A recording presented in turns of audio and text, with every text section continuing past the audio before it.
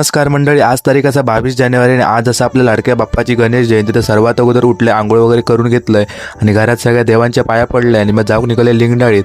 तर तुम्ही समोरची व्ह्यू बघू शकता. थोड्याच वेळात आपण लिंगडामध्ये येऊन पोचलेला आणि इल्या आधी बाप्पाचं दर्शन घेतलंय, पाया वगैरे पडले आणि मंडळींची तुमका समोर मूर्ती दिसतात ती पूर्णपणे पाषाणात कोरलेली आहे. मग त्याच्यानंतर कातवणकरांचा दिंडी भजन चालू झाला आणि ह्यांनी वेगवेगळ्या देवांचं रूप घेऊन सुंदर असं सादरीकरण केल्याने होता. तुम्ही समोर बघू शकतात.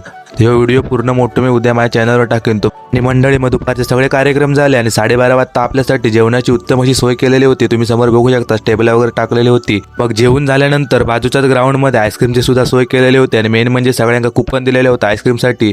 तरी त्यांची एक नंबर आयडिया होती. मग नंतर मंडळींसमोर बघू शकताच तुम्ही, दर्शनासाठी एवढी लाईन लागली. बरं झाला सकाळी लवकर येईल आणि पाया पडल्या.